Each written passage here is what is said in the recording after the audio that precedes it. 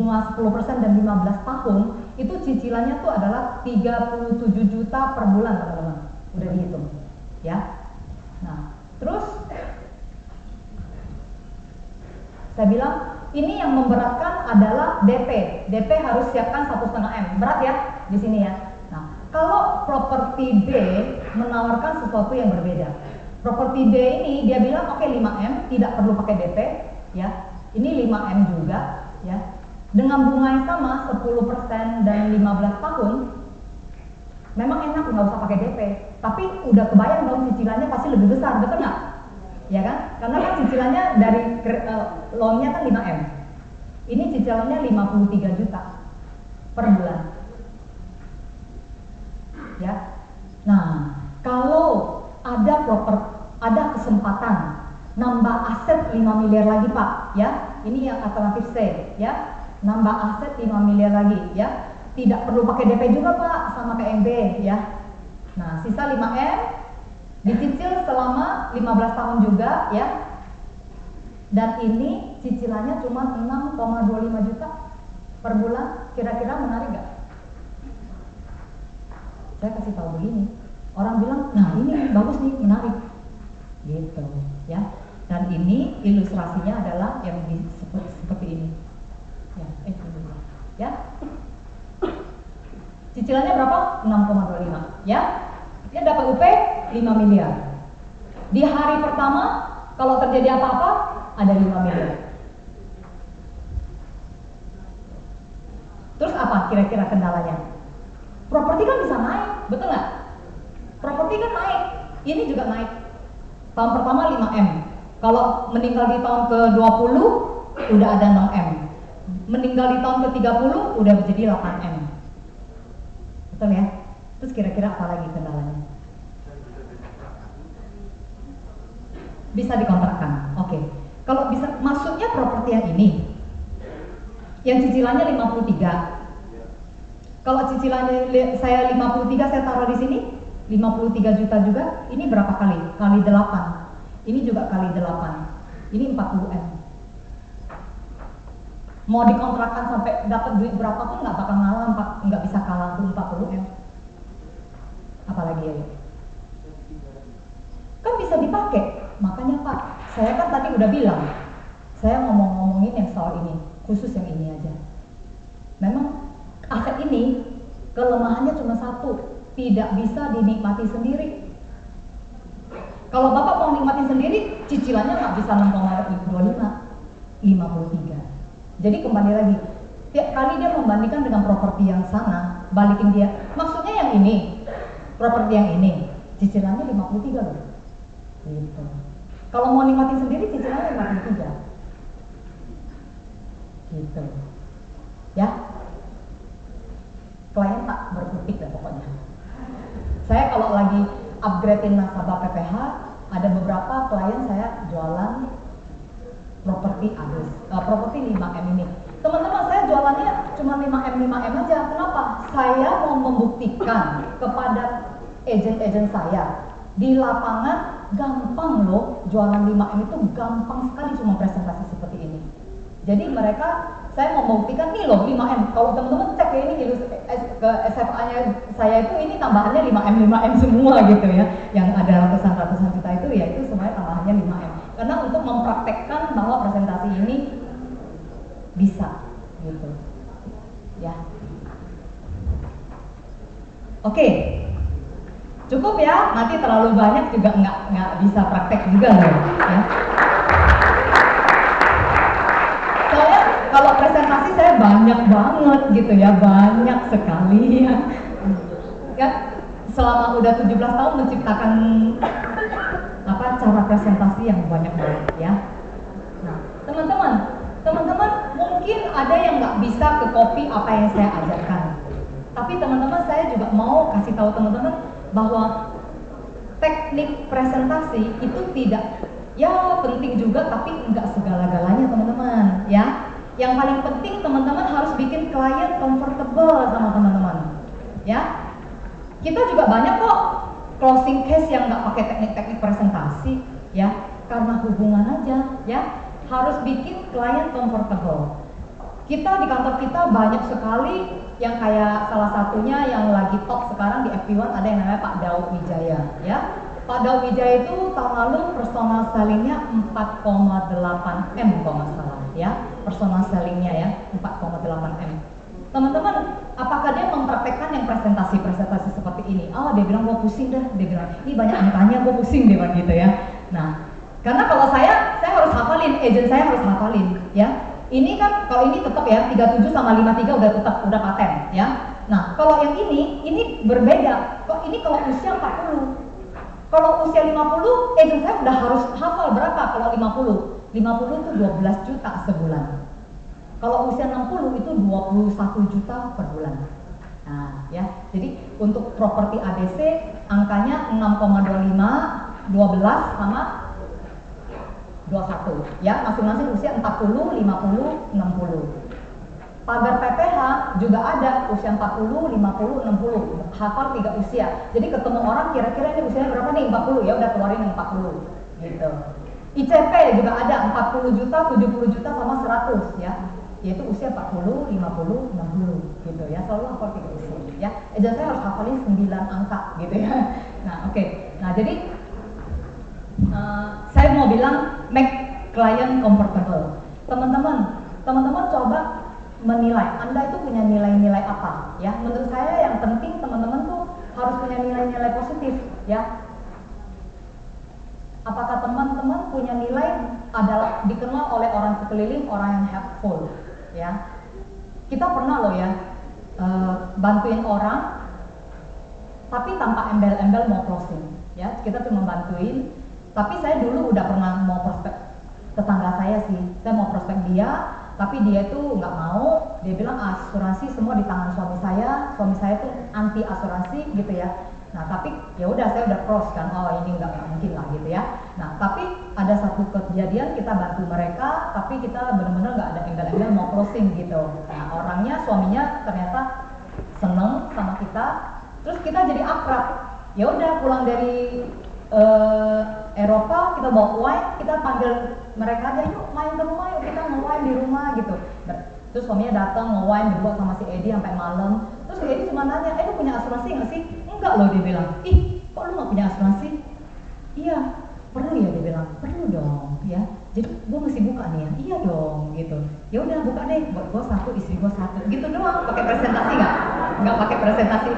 Properti ABC, pagar PPH, kagak gitu ya, udah closing aja gitu ya, langsung suami istri gitu ya, nggak usah presentasi. Terus ada juga ya kalau cerita kayak gini tuh banyak teman-teman ya.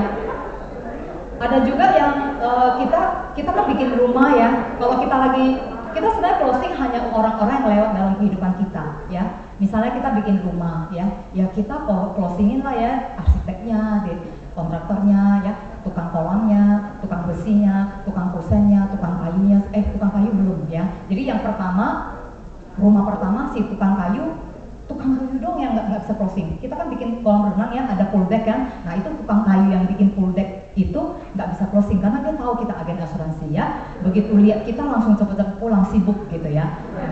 Jadi waktu bikin rumah kedua, kita ganti arsiteknya, ganti kontraktornya, ganti tukang kusen, tukang besi, semua ganti kecuali si tukang kayu ya. Tukang kayu kita pakai yang sama, yang karena belum closing ya. Enggak juga sih, memang kayunya bagus ya. Nah, terus udah gitu,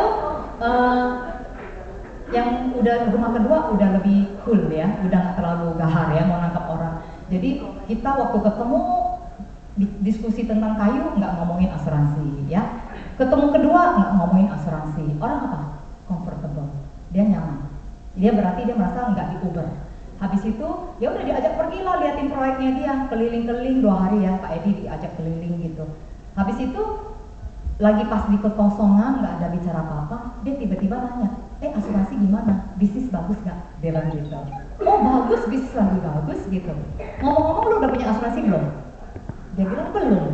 Nah haruslah, masa nggak punya asuransi zaman gini gitu ya, hari gini nggak punya asuransi.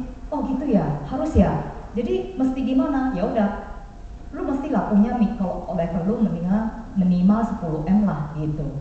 Segitu ya 10 M ya. Coba deh hitungin 10 M berapa kayak gitu. Udah closing teman-teman. pakai presentasi properti ABC nggak? Kagak ya.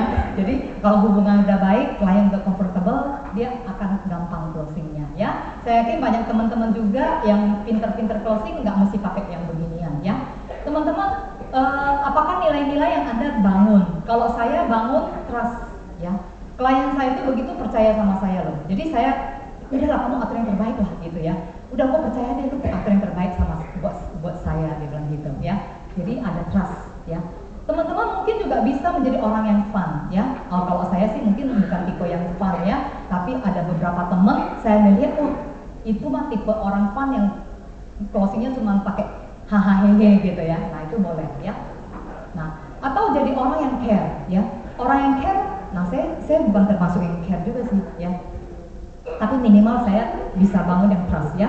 Knowledgeable, teman-teman mungkin harus membangun sebagai image yang orang yang tahu apa aja, apa juga tahu. Jadi apapun yang kita ngomong bisa dipercaya, pasti benar gitu ya.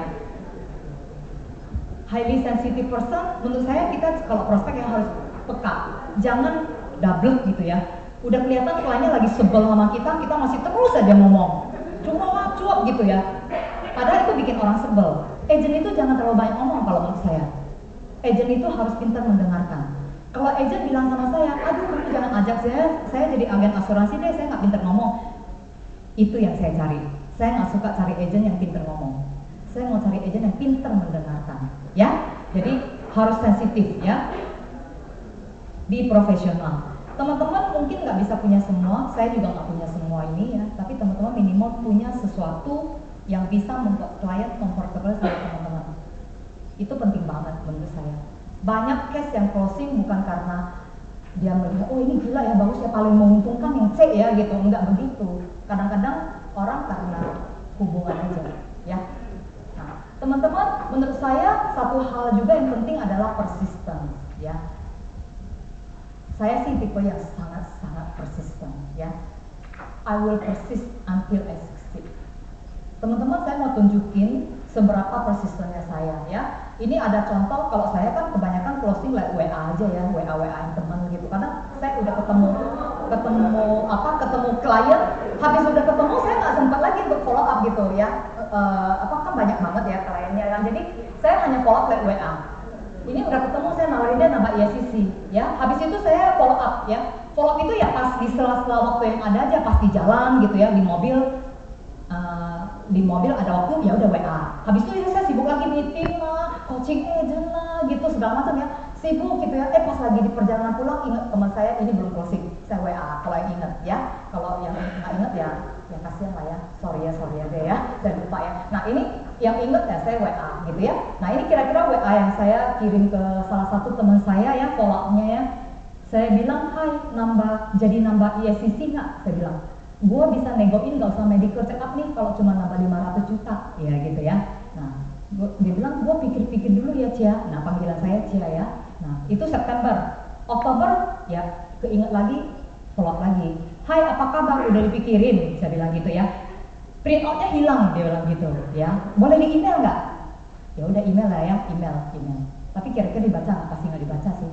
Nah by the way kalau saya ambil nambahnya berapa, dia nanya, padahal ilustrasi dulu udah pernah dikasih ya. Saya bilang nambah 500 juta, premi nambah 1 juta, jadi 7 juta, saya bilang gitu. Nah, itu kalau yang ketiga Oktober tanggal 28. Saya WA dia lagi kan, gimana hasil mikir-mikir? Terus saya coba sajikan ya, supaya dia nggak lupa ya, saya sajikan lagi ya. Saya bilang bolehlah nambah, total premi cuma 12 juta per tahun. Nambah paling 15 tahun setor 180 juta. Dapat jaminan 500 juta. Sementara uang yang 180 juta yang kamu setor nggak hangus kok, pelan-pelan mengisi nilai tunai, saya bilang gitu. Itu kan presentasi kayak ulang gitu ya. Nah, terus habis itu dia bilang, yang 1 juta per bulan itu 15 tahun. Lama banget ya, dia bilang. Gue pengen jelas dulu nih, limitationnya apa. Dasar auditor ya, ini teman kantor saya sih ya. Auditor pengen tahu limitationnya apa-apa aja ya, syarat dan conditionnya ya. Terus saya bilang, kalau mau lebih cepet sih bisa, tapi harus 17 juta, nggak bisa 12 ya. Untuk detail penyakit dan beserta limitationnya nanti gue copy polisnya, gue kirim ke kantor lu deh. Soalnya kan dia bilang emailnya kan hilang kan. Ya udah saya copy, saya kirim ke kantornya dia. Saya copy buku polis ya. yang persyaratan dari IECC itu ya. Nah, nanti kalau sempat gue baca ya, hehehe dia bilang ya. Nah, yang keempat November nih, follow up lagi ya. Mau nanya, jadi nambah IECC nggak? Nanya lagi ya, hal yang sama ya. Gue udah bantu lu baca-baca sih, kriteria klaimnya so far oke-oke aja sih. Terus dia bilang hehehe, gue belum sempat baca. Terus saya bilang, pastilah, gue udah nebak, lu pasti malas baca, saya bilang. Terus dia balas saya dengan hahaha. Habis itu enggak jawab lagi. Teman-teman udah follow up yang keempat, teman-teman ya, gimana nih? Follow up lagi nggak? Ya lah ya. Saya WA dia lagi ya. Nah, saya bilang, hai, jadi nambah IECC nggak? Pertanyaan saya konsisten kok sama ya. Kalau nambah 500 juta, nambah premi 1 juta, jadi 7 juta. Wah, gue udah lupa udahan. Hehehe, belum sempat lihat lagi. Gila, nggak sempat melulu, ya kan? Terus saya bilang, hehe, urusan asuransi percayakan ke gua aja. Sayang pikiran lu untuk mikirin yang lain. Dia bilang, hahaha, iya sih. Dia setuju sih dengan saya, tapi dia habis itu ya udah kayak gitu aja, mau gimana? WA-nya tergantung begini. Hai, gimana? Mau lanjut di proses? 1 juta sebulan saja kok. Traktir keluarga juga makan udah habis, saya bilang gitu ya. Lumayan tuh amankan dana 500 juta. Dia bawa deh ya, minggu depan gua kasih tahu deh ya. Kira-kira ngabarin gak dia minggu depan? Harus kita lah yang follow up ya. Nah, seperti biasa. Hai, jadi nambah IECC nggak? Dia bawa ya. Ya sudah Cia, nambah 1 juta saja kan, dia bilang. Ya udah nambah 1 juta per bulan, besok lu ada waktu nggak gue beresin barang-barang lunch, gue bilang gitu ya. Tapi teman-teman dia bilang, aduh nggak sempet. Dia bilang, abis itu saya kan udah agree ya, saya udah copy WA-nya, itu janjian 4 kali lagi ya teman-teman, baru akhirnya closing di Februari. Teman-teman, apakah teman-teman punya persistence seperti saya? Persistence, ya. I will persist until I succeed. Tapi teman-teman, tidak akan terjadi kalau teman-teman tidak ada misi dalam hati. Betul nggak teman-teman? Kalau saya mikirinnya begini aja, sebenarnya saya mungkin malu ya sama teman saya yang huruf depannya T itu ya. Ini aduh, teman-teman mungkin kalau masih pikirannya komisi, teman-teman pasti mikirnya, aduh si T ini pasti mikirin, kok gue di Uber terus ya sama agen asuransi. Malu sendiri kan, akhirnya mundur sendiri kan. Kalau saya nggak berpikir begitu, saya berpikir, aduh kasihan banget teman gue ini ya, sibuk banget dia sampai nggak sempet mikirin asuransi buat dia. Jadi saya yang harus follow up terus. Kalau saya berhenti follow up, dia pasti nggak nambah UP 500 juta, ya kan? Kalau saya, tugas saya cuma bantuin orang nambah pelan-pelan. Ya, by the time dia nambah 500, nanti sekian tahun nambah lagi 500, berapa tahun nambah lagi gitu. Ya lumayan lah kalau ada sampai ujung, kalau sakit atau meninggal ada miliaran gitu, ya kan? Itu kita membantu dia memiliki. Jadi kalau saya nggak follow up dia pasti nggak beli, saya yakin. Jadi karena saya sayang sama teman saya terus follow up teman-teman. Ya, itu yang membuat kita bertahan di bisnis ini, ya. Nah, teman-teman, saya mau cerita satu case ya. Saya bilang gini, kita ada satu case ya, yang benar-benar closing di 2 hari sebelum closing date. Jadi waktu tanggal closing date 15 Desember, tanggal 13 saya mah udah capai PCC, udah tenang-tenang, udah tidur-tidur ya, udah PCC udah aman gitu kan, tanggal 13 Desember ya. Tiba-tiba 13 Desember itu si Edi dapat telepon dari temennya. Dia bilang, lu bisa nggak ke Plaza Senayan? Ada yang gue pengen diskusiin. Oh ya udah jam 9 malam, saya udah tidur kan, ya udah Edi berangkat sendiri ke Plaza Senayan ya. Ternyata sampai di sana temennya itu mau konsultasi mengenai teks, ya. Dia bilang, ini gimana nih perusahaan gue untungnya kebanyakan, bayar pajaknya jadi besar banget. Lu bisa bantuin akalin nggak? Cari solusi supaya gue nggak bayarnya kebanyakan. Asuransi bisa nolong nggak? Kira-kira kalau teman-teman ditanya begitu, teman-teman jawabnya bisa apa enggak? Caranya? Caranya? Kan ditanya pasti, caranya? Harus bisa jelasin dong, betul nggak? Nah, kalau teman-teman nggak pernah belajar, bisa jelasin nggak? Masa mau nanya leader dulu, udah malam jam 9? 2 hari lagi closing date, ya kan? Dan dia butuh tahun ini, tahun depan dia udah nggak butuh, maunya tahun ini, gitu, ya kan? Nah, jadi karena kita udah belajar, kita sudah ikut training, kita belajar tentang peraturan, tentang perpajakan, semua kita belajar sebelum kita butuh, ya. Jadi kita udah belajar, makanya kita ada kesempatan datang, kita bisa nangkep teman-teman. Makanya case itu begitu closing, 2 hari closing, terus issued itu 400 juta, itu membuat kita tadinya rencananya cuma PCC, akhirnya PC lagi gitu ya, mendadak di awal kok ini orang muncul gitu ya. Nah itu karena ada API sekitar 400 juta ya, issued di last minute gitu. Orang bilang ini berdua ini memang paling hoki ya, mereka bilang kita hoki, tapi kita search di Google apa arti hoki, apa arti luck ya. Nah ini keluar ini ya. Luck is what happen when preparation meets opportunity. Ya, jadi hoki adalah ketika persiapan bertemu dengan kesempatan. Kalau kesempatan itu datang malam itu tanggal 13 Desember, Anda tidak ada persiapan dengan belajar, ya, Anda nggak invest untuk mengisi otak Anda nggak akan dapat opportunity itu. Saya jamin, ya. Jadi teman-teman, an investment in knowledge pay the best interest. That's why kita harus selalu belajar. Nah, mental seperti itu menurut saya harus kita miliki, ya. Jadi teman-teman, walaupun udah hebat, mungkin udah pernah PC, udah pernah jadi presiden cabinet club gitu ya, tetap belajar, ya. Kalau menganggap kita udah matang, bentar lagi busuk, ya. Jadi harus selalu hijau. Jadi case itu akhirnya kita bilangin, oh bisa, caranya adalah dengan closing karyawan kamu ya, aturannya ini, loophole-nya untuk pajak ini gitu ya. Terus akhirnya dia bilang, oke, gua mau, dia bilang gitu. Tapi kita bilang kalau lu mau, lu mesti kerja sama. Prudential closing date tanggal 15, 2 hari lagi. Bisa nggak? Oh bisa. Besok tanggal 14, lu suruh karyawan gua tanda tangan semua. Nah 14 karyawannya semua tanda tangan. Tanggal 15 pagi, bosnya tanda tangan semua. Habis itu kita submit on time tanggal 15 Desember dan itu isu semua ya, 400 juta, dan itu mengantar kita ke Presiden Club lagi tahun itu ya. Jadi teman-teman belajar, saya senang teman-teman yang ada di ruangan ini tentunya pasti termasuk orang-orang yang mau belajar. Makanya hari ini datang ya. Bayar berapa sih teman-teman untuk acara ini? Ikut acara ini bayar berapa sih? 100.000, murah banget. Kalau closing satu case yang paling kecil dapat API berapa? Kalau dapat ide ini pagar PPH gitu ya, jualan PPH sih nggak ada yang 3 juta sih sebenarnya ya.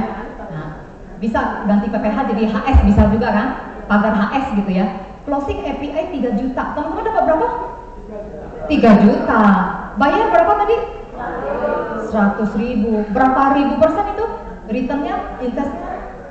Luar biasa ya. Jadi investment in knowledge pay the best interest ya. Nggak ada salahnya kalau ada training apapun, belajar ikut aja teman-teman. Bayar aja. Mungkin itu yang mengakhiri sharing saya hari ini. Semoga berguna buat teman-teman semuanya. Thank you. Oke, kita berikan aplaus untuk Cassandra Farel ya. Ada yang mau bertanya? Iya. Kita masih bukan boleh ya Bu ya? Masih ada waktu kan? Ada waktu kan panitia kan? Oh masih ini Bu. Iya. Waktunya terserah dari Bu Cassandra. Mungkin ada yang mau bertanya?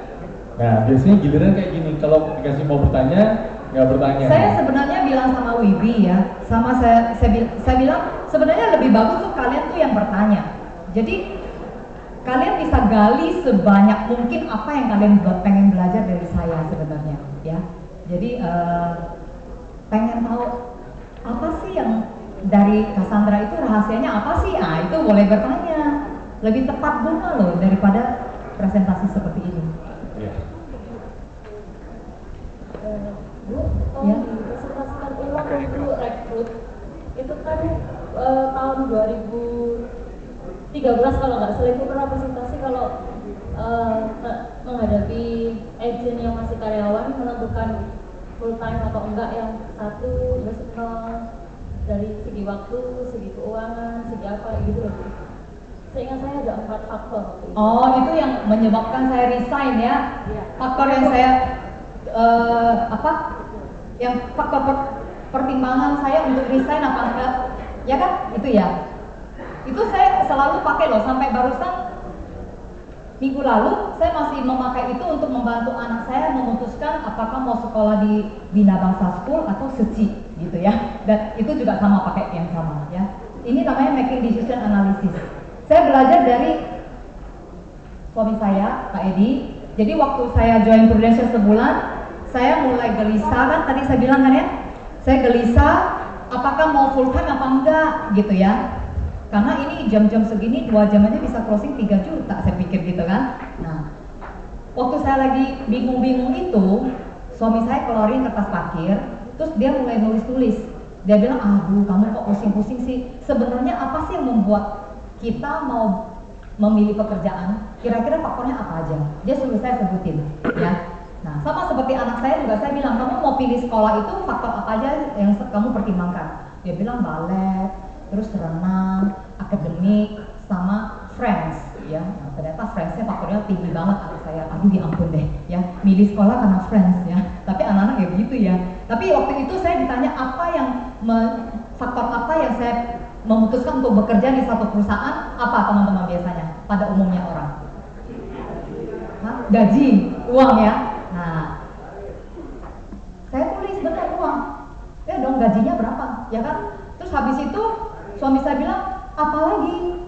Tentu bukan cuma uang dong yang kita lihat, betul ya? Saya bilang mungkin saya mau cari yang waktunya lebih fleksibel lah, jangan yang seperti yang nggak manusiawi seperti yang sebelumnya ya, pulangnya bisa pagi gitu. Terus habis itu dia bilang apalagi? Saya bilang mungkin harus knowledge. Emang saya pada dasarnya tuh memang selalu maunya bertumbuh ya.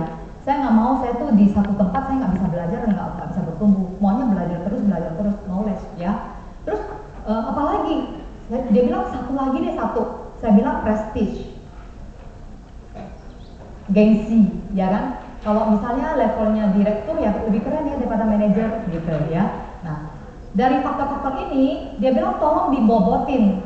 Yang paling penting kasih bobot paling tinggi yaitu angkanya 4. Nomor 2 kasih bobot 3, yang nomor 3 bobotnya 2, yang ketiga bobotnya 1. Ya, nah dari 4 faktor ini yang menurut saya yang paling penting, yang saya pengen, menurut saya ini bobot yang paling penting adalah waktu.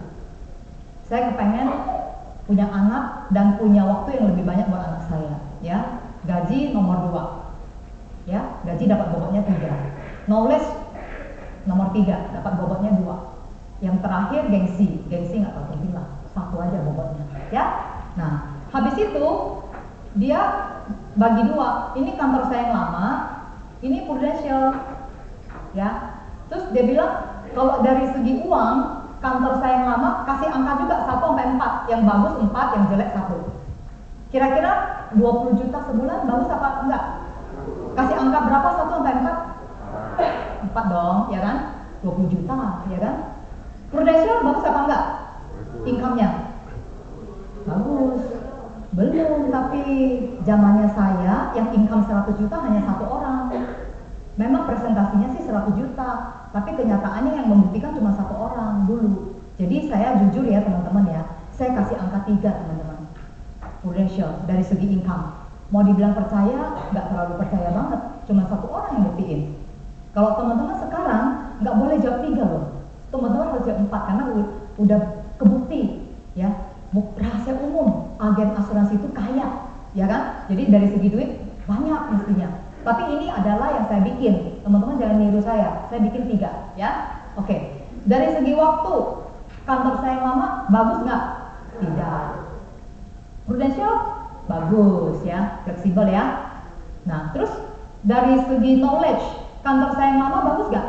Bagus dong, sesuai dengan ilmu yang saya kuliah kan? Ya. Kalau Prudential bagus nggak?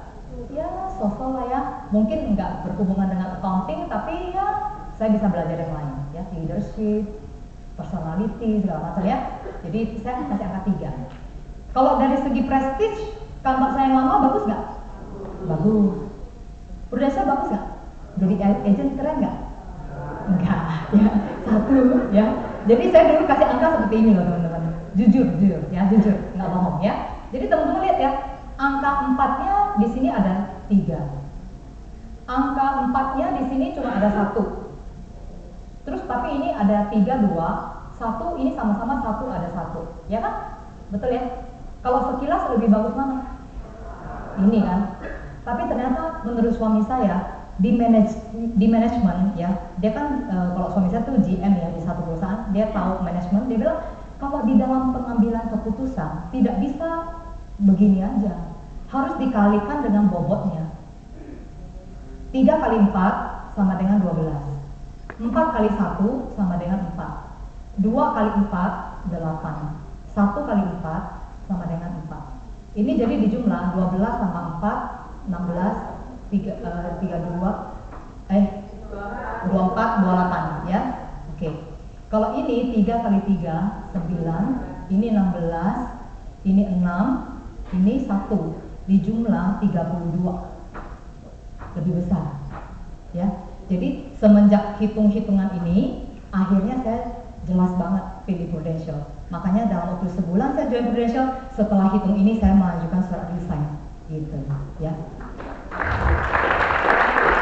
Kemarin juga anak saya itu ya bolak-balik antara mau pilih BBS apa SECI, BBS SECI, BBS lebih banyak teman, tapi SECI waktunya lebih banyak, bisa balet, bisa renang, bisa apa gitu kan. Nah semenjak saya bikinin begini, dia udah firm banget gitu. Ternyata bobot paling besar dia tuh di balet, jadi akhirnya dia melihat nilainya bagus banget di sekolah yang bisa menyediakan waktu buat dia balet. Akhirnya dia firm banget sekarang ya. Dan itu juga digunakan oleh teman saya, Ibu Isu, anaknya mau sekolah ke Cina ya, juga dia hitung seperti ini ya. Itu kita bisa gunakan dalam kehidupan kita sehari-hari ya. Ada lagi? Ada yang mau bertanya? Ya.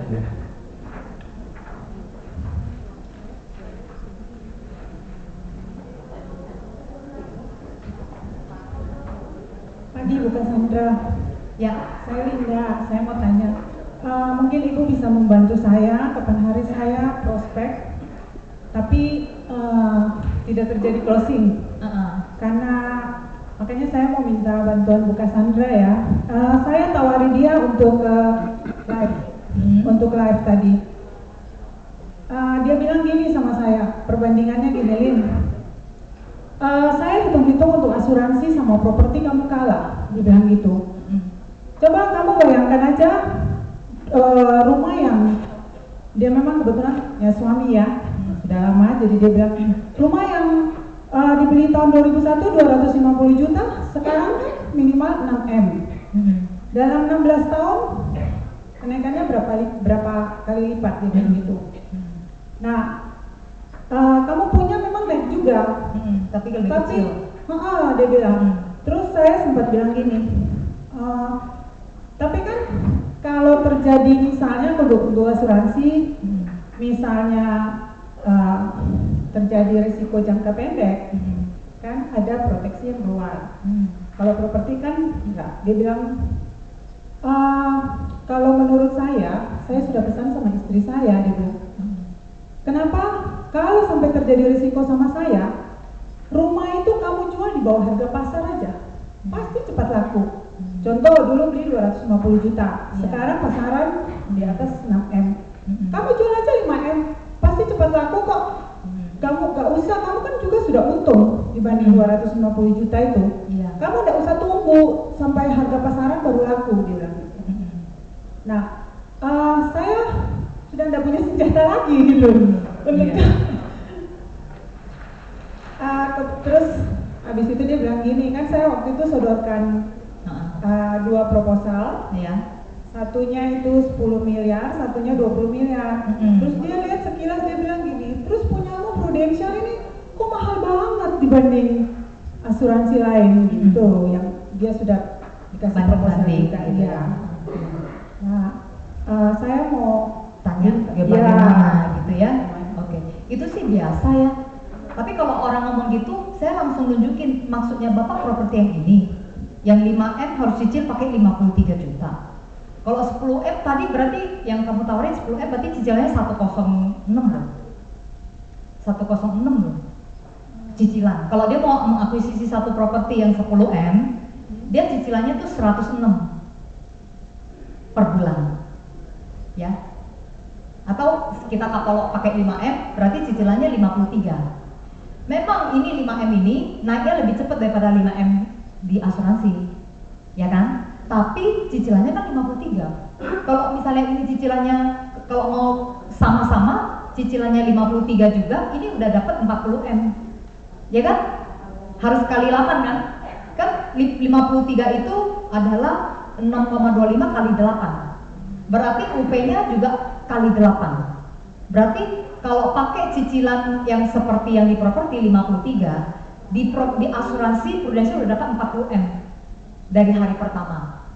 Jadi ini mau naik berapa tahun baru bisa 40M? Kalau ini dari hari pertama udah 40M. Gitu. Ya. Dapat kan yang saya maksudkan? Jadi kalau ini 5M, mau sehebat apapun dia naik, nggak mungkin dari hari pertama 40M.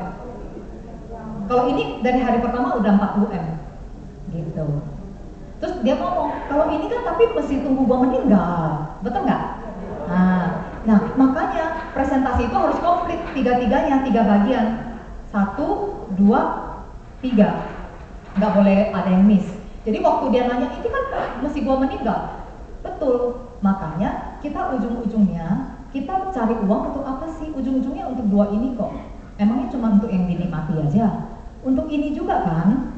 Nah, sebenarnya banyak orang ya, daripada dia harus menyicil lebih besar ya, ini sebenarnya caranya untuk menikmati diri sendiri juga. Mau ciptakan aset untuk warisan anak 5M, kalau pakai properti kan cicilannya 53. Kalau ini cuma 6. Berarti selisihnya ada berapa? 47 juta buat nikmatin sendiri, boleh ke Eropa setiap bulan. Itu cara menikmati diri sendiri juga loh. Jadi kita bilang, daripada kita harus nyicil aset baru 5M dengan 53 juta, mendingan cicil dengan 6,25. 47 jutanya untuk nikmatin sendiri, saya bilang. Atau aset yang buat anak pakai ini, terus aset yang ada ini sekarang ini buat dinikmatin sendiri, saya bilang. Kan ujung-ujungnya kan kedua ini, gitu. Ya, mungkin kamu harus presentasi seperti ini ya, properti ABC ini supaya dia tuh paham perbedaannya. Dengan usia 40 itu hanya 6,25. Usianya berapa? 50. 12 juta. Ya, kalau usia 50 ini 12. Kalau usia 60, 21 gitu. Ya, nanti teman-teman bikin sendiri pasti dapat angkanya.